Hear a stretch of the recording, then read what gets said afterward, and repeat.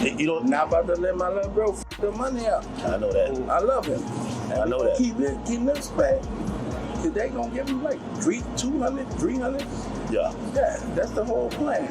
NBA YoungBoy has just pulled back the curtain on what he describes as Birdman's darker side, alleging that behind the image of a father figure was a calculated system quietly taking advantage of him without anyone noticing.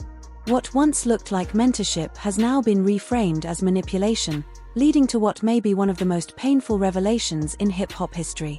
The truth behind what caused their relationship to collapse is far more disturbing than many expected, and it's about to be laid bare. What's good, fam? We're diving deep into real industry politics that have been rattling the hip-hop world. This isn't just another rap beef. It's a story about control, broken promises, and a young artist finally speaking his truth. Before getting into it, let's be clear. Social media has been on fire over NBA YoungBoy's song Tears of War, where he accuses Birdman of exploiting him. But here, the goal is to separate fact from fiction, real from rumor. June 9, 2024 became the turning point that changed everything for NBA YoungBoy and put one of hip-hop's most powerful figures under a harsh spotlight. While under house arrest in Utah and fighting federal charges, the Louisiana rapper released a 6-minute confession that sent shockwaves through the culture.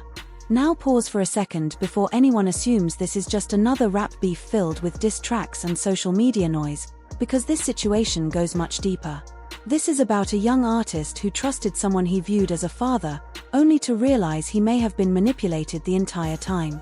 And here's where it gets even more intense. Birdman has been accused of using this same playbook before, with his most well-known fallout involving Lil Wayne. Around 2018, NBA YoungBoy was one of the hottest rising rappers in the game, but he was also dealing with non-stop legal issues, leaving Atlantic Records unsure how to handle an artist who was dominating streaming while becoming a growing liability. That's when Birdman stepped in, presenting himself as a savior. In the industry, when someone like Birdman, the architect behind Cash Money Records and a billion-dollar legacy, shows interest, it's usually seen as a blessing. But this wasn't just a business move.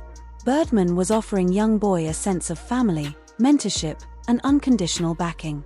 He sold the dream perfectly, pointing to his history of turning Lil Wayne into a legend, helping launch Drake into a global superstar, and elevating Nicki Minaj to the top of rap.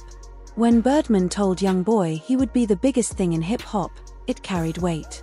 For a young artist from Baton Rouge who had endured loss, violence, and trauma while navigating the industry alone, that promise meant everything. YoungBoy believed him. Their early collaboration We Popping showed real chemistry, and when they announced their joint project From the Bayou in 2018, it felt like a symbolic passing of the torch between Louisiana generations, with Birdman publicly praising YoungBoy and promising to guide him through the industry. But beneath the public image of family and loyalty, things behind the scenes didn't add up. The warning signs were there, and Lil Wayne had tried to say something. On his 2020 track Multiple Flows, Wayne slipped in a line saying he told YoungBoy to watch out for the old head, and that wasn't just a lyric, it was a caution from someone who had lived it. Wayne's relationship with Birdman followed the same path, starting with love, mentorship, and deep personal bonds, even calling him his father, before collapsing when money and control came into play. That fallout led Wayne to sue Birdman and Cash Money Records for $51 million in unpaid royalties, and now many are questioning whether history may be repeating itself. The lawsuit exposed a pattern of withheld payments, delayed album releases, and broken promises, painting a picture where the man Lil Wayne loved like a father was allegedly manipulating him emotionally to keep control while collecting millions that should have gone to the artist who helped build the empire. And this is not just about one artist's experience. It points to what many see as a systematic way of exploiting young talent. The alleged playbook is simple and effective. Find young artists who are hungry and gifted, step in with promises of mentorship and family when they are most vulnerable, get them emotionally invested, then use that bond to maintain control while the money side becomes unclear. People in the streets have talked about this pattern for years, but many refuse to believe it because Birdman's success stories were so visible. Yes, superstars were created, but at what cost, and who truly benefited the most? When From the Bayou finally released in December 2021 after multiple delays, many noticed something felt off. It played more like a YoungBoy solo project with Birdman's name attached rather than a true joint effort. Birdman's presence was limited, yet his name remained on the credits, meaning he still profited from YoungBoy's work. Where it gets even more interesting is that, according to industry insiders, Birdman essentially acquired YoungBoy from Atlantic Records for nothing. Mike Kaiser, an executive at Atlantic, reportedly handed YoungBoy over while the rapper was facing serious federal charges, with the label believing his career was finished and choosing to cut their losses. Birdman saw opportunity where others saw risk. In a conversation with DJ Academics, Birdman even bragged that he would have paid $10 to $20 million for YoungBoy, but Atlantic simply gave him up, saying they were done with him, calling it cold-blooded business and telling people to really let that sink in. You don't not about to let my little bro the money out. I know that. I love him. And I know that. Keep this back. Cause they gonna give him like 200, 300. Yeah. Yeah, that's the whole plan. While Birdman was telling YoungBoy he loved him like a son, he was also celebrating getting him for free like he had just scored a deal at a clearance sale. And real talk, that is not how you speak about family, that is how you talk about a business transaction, which is exactly what YoungBoy was to him, a valuable asset, not a son. As 2022 and 2023 came around, YoungBoy started seeing through the illusion, with early promises beginning to feel empty, the so-called fatherly love starting to feel like manipulation, and the unconditional support he believed in proving to be anything but unconditional. For those who understand the culture, this kind of betrayal cuts deeper than street beef because it was never about money or territory, it was about trust, loyalty, and family, and YoungBoy had opened himself up to someone he truly believed cared, only to realize he was just another piece on Birdman's chessboard. By April 2024, he had hit his breaking point. Federal agents had raided his Utah home, serious charges were closing in, and the one person who was supposed to stand with him was nowhere to be found when it mattered most.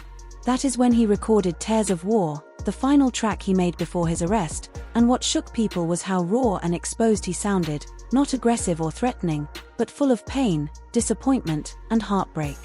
When he rapped about Stunner never really loving him and admitted he should have listened to Carter, Lil Wayne, the hurt was clear, especially because it marked the moment YoungBoy accepted that he had been outplayed by someone who had been running this game for decades, publicly acknowledging that Wayne tried to warn him but he was too caught up in promises and potential to listen. In the hood, admitting you were wrong takes real strength, and in a culture where vulnerability is often punished, YoungBoy laid his emotions bare and admitted he had been played, which is real vulnerability. The song exposed how Birdman allegedly dangled big deals without delivering, how he crossed personal boundaries, and how emotional manipulation was used to keep control, mirroring the same pattern Lil Wayne experienced years earlier. And when it came to Birdman's response, there really wasn't one, as instead of firing back like most rap conflicts, he stayed silent, and that silence said everything. Either the accusations hit too close to home or the veteran understood that responding would only make things worse, but this situation goes far beyond just YoungBoy and Birdman. It highlights the kind of exploitation that happens in the music industry every day, especially to young artists from hard backgrounds who are vulnerable to manipulation by seasoned insiders who know exactly what to say and how to present themselves. The pattern rarely changes. Find artists when they are young, hungry, and exposed, offer what they need most, whether that's money, guidance, or emotional support, earn their complete trust, then use that trust to keep control while the financial benefits tilt in your favor. For anyone not deep into industry politics, this type of behavior is far more common than most realize, as the music business has long been built on taking advantage of artists who don't fully understand the game. What's different now is that platforms like social media and YouTube allow artists to speak directly to fans and reveal what's really happening behind closed doors. YoungBoy publicly calling out Birdman became a wake-up call for other artists in similar positions, showing how important it is to have people around you who can recognize manipulation even when you're too close to see it yourself.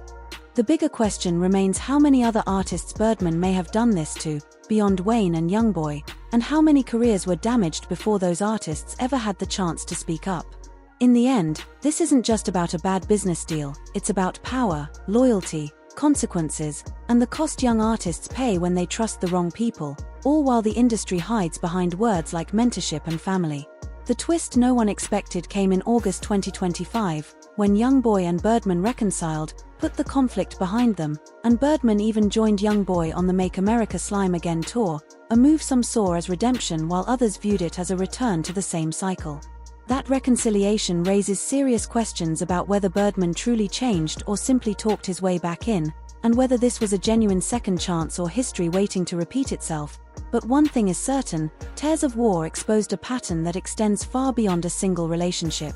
It exposed how the music industry really works and how young artists can be taken advantage of by people they trust, and whether the reconciliation succeeds or not, that truth is already out and cannot be erased. The real question now is what happens next. Will more artists start opening up about their own experiences? Will the industry finally begin holding powerful figures accountable for how they treat young talent? Or will this become just another warning story that fades away until the next artist gets played? What do you think about YoungBoy's situation and Birdman's long-standing pattern of behavior?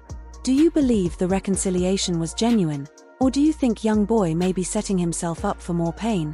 Drop your thoughts in the comments and make sure you're subscribed, because we'll keep bringing you the real stories behind the headlines. The culture deserves the truth, and we're not backing away from exposing it. Stay solid, fam, and remember, not everyone who calls you family truly has your best interests at heart. Sometimes the people closest to you are the ones playing you the hardest, and that's the real lesson in all of this. Peace.